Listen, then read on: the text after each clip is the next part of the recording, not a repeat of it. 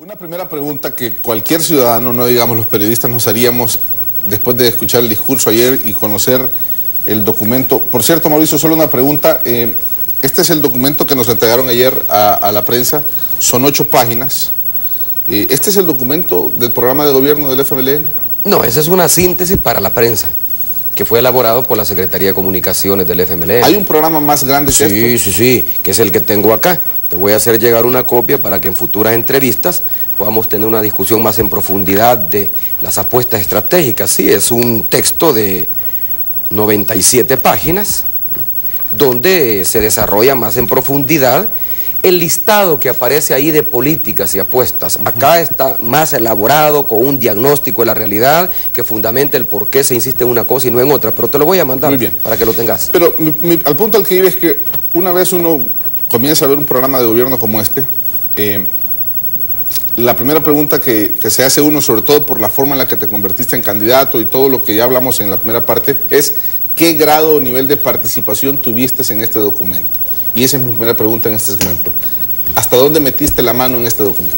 A ver, este documento se nutre de varios insumos. El más importante fue el que destacó Gerson, el diálogo social abierto, que solo convocó el FMLN incluso antes que se definiera la candidatura, el 17 de septiembre. Se integraron 31 mesas de trabajo, 14 mesas territoriales, 4 mesas en el exterior y otras mesas de asesores.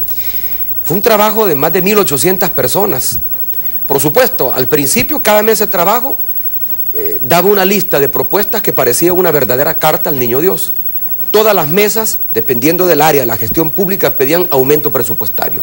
Todas las mesas pedían de que su área concreta se transformara en un ministerio. Los de deportes, un ministerio de deportes. Los de la mujer, un ministerio de la mujer, y así sucesivamente. Eso hubo necesidad de armonizarlo, pero de integrarle también las consultas que los candidatos, tanto Salvador y yo, hemos andado haciendo en el plano ya territorial. Yo he visitado ya cerca de 170 y pico municipios. Salvador menos porque ha estado saliendo más fuera del país y porque su agenda en el tema territorial ha sido menos intensa que la mía. Hemos recogido propuestas. Yo me he reunido con 10 organizaciones de ganaderos, me he reunido como 25 cooperativas de diferentes cultivos, me he reunido con empresarios, con gremiales, con profesionales, con diferentes organizaciones de médicos. Todo eso, todas esas propuestas las hemos entregado a un equipo que las ha venido armonizando. Ahora, ¿qué he hecho yo? Yo me he integrado a algunas mesas de trabajo. Ha habido mesas que me han interesado más, porque son de mi mayor interés. Por ejemplo, la mesa de política fiscal. De nada sirve todo lo que se propone acá si no tenemos con qué financiarlo. Y por eso es que es lógica la pregunta que se hacen algunos colegas esta mañana revisando los periódicos en internet, donde decía, propone pero no dice cómo lo va a financiar. Bueno, es que el programa de gobierno es una cosa y el plan de gobierno es otra cosa. Este programa tiene las apuestas estratégicas. El plan de gobierno contendrá la programación, la calendarización de las acciones y las políticas públicas que se definen de estas apuestas estratégicas, más su respectivo financiamiento. ¿Y ese ya existe? Ese estamos elaborándolo. ¿Habrá alguna diferencia entre el programa de gobierno y el plan de gobierno? No, uno contiene al otro. Esta es la matriz que permite que el otro se genere. Las políticas específicas, las acciones de gobierno específicas dependen de este programa de gobierno.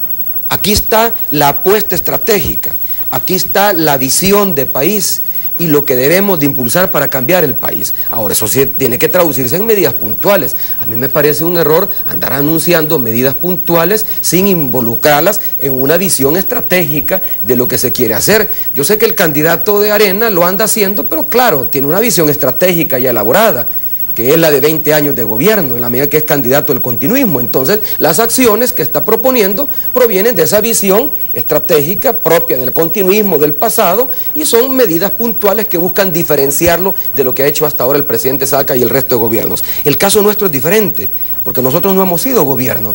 Tenemos que convencer a la población de cuál es la visión de país que tenemos para luego definir esas acciones concretas. Mi participación, para responder a tu pregunta, ha sido estar en las mesas de trabajo. Es decir, hemos tenido que, agarrando las mangas, quitarnos el saco y ponernos a trabajar y ver números y ver qué formulación es la más adecuada que la otra. Y finalmente estado en el equipo que ha armonizado esto, que le ha dado forma, que ha quitado elementos que no deben de ir porque le quitaban congruencia al programa de trabajo, hasta estar en la formulación última, lo que iba a la imprenta. Después, a mí me tocó y fue la responsabilidad que debo de tener como candidato a la presidencia de la República, de destacar de todas estas páginas que están acá, los aspectos que me parecen más importantes de la gestión pública, y es lo que planteé en el discurso. Tú en el año 2003 te dedicabas al periodismo y seguro te llegó un documento parecido a este. A mí me llegó uno, me lo mandó Shafik, que en paz descanse. Se llamaba Programa Social y Democrático para El Salvador. Tú me imagino tuviste chance de revisar en su momento como periodista. ¿Qué similitudes o diferencias encuentras entre este documento del 2003-2004 a este 2008-2009? Bueno, hay aspectos de la gestión pública y sobre todo metas de trabajo que no han variado porque el gobierno de Saca no las ha cumplido. Para el caso, se mantiene en el programa actual el planteamiento que en su oportunidad no solo hizo Shafik, lo hizo también Facundo y lo hizo el doctor Rubén Zamora, que fue el primer candidato a la presidencia cuando el FMLN se inscribe en el proceso político democrático del país. Por ejemplo, la aspiración de aumentar las asignaciones para el área social, la aspiración de ejercer mayor austeridad en el manejo del gasto público, de aumentar la recaudación tributaria, de aumentar el coeficiente de tributación con respecto al PIB, de asignarle más recursos a salud y educación. Todas esas aspiraciones, en la medida en que este gobierno no las ha satisfecho, aparecen tanto en el programa de Shafik como en este programa, pero hay diferencias fundamentales. No es cierto, insisto, como publican hoy algunos medios, que dicen que es más de lo mismo, que es lo mismo, como que si yo me dediqué a calcar el programa de Shafik y a plantearlo para comenzar la introducción que yo escribí, no es la misma introducción que escribe Shafik. Los énfasis que pongo en esa introducción no son los mismos énfasis de la presentación de ese documento. Y lo más importante, hay dos políticas públicas que marcan una clara diferencia. Si tú lees en el capítulo referido a política monetaria, ahí dice claramente, poner a circular el colón. Lo dice claramente, poner a circular el colón. Pero como método de trabajo nada más, revisando el documento de Shafik, lo cito en su página 1, con todo ese cúmulo de inquietudes, decía Shafik en su momento, reclamos, aspiraciones y propuestas de la sociedad, la Comisión Política del FMLN designó al Consejo Asesor del partido para que organizara 28 mesas de trabajo integradas por profesionales, técnicos, líderes sociales y de la vida económica del país. ¿No hay un formato similar al que todos No, es un método de trabajo consustancial al partido. Si es que las mesas de trabajo no fue ingeniosidad de Gerson Martínez, o de Mauricio Funes, o de cualquier otro dirigente del FMLN. Las mesas de trabajo es consustancial al partido. Su vocación democrática y su apertura a la consulta ciudadana le ha llevado a crear mesas de trabajo, no ahora, desde entonces, desde mucho antes incluso. O sea que eso no es que sea coincidencia o lo estamos copiando. Así es como trabaja el FMLN en la elaboración de su programa de gobierno. Mauricio, tú dijiste ayer que te proponías hacer tres grandes cosas, tres grandes objetivos con tu programa de gobierno. Sacar de la crisis en que Arena ha asumido al país, tomar y recorrer la ruta de un desarrollo para todos, y tres, transformar la democracia hacia un Estado social de derecho. Shafik proponía en el 2003-2004 sacar al país de la crisis, superar la exclusión y construir la democracia para la gente. Son deudas históricas pendientes. Es que eso no significa que estamos calcando el programa. Te lo dije al inicio de mi intervención, en la medida en que hay deudas históricas, que no solo son del presidente Saca, son de los diferentes gobiernos de Arena. No tenemos otra obligación, cualquiera que se disponga a asumir la presidencia de la República, que saldar esas deudas. Tenemos una deuda con el país.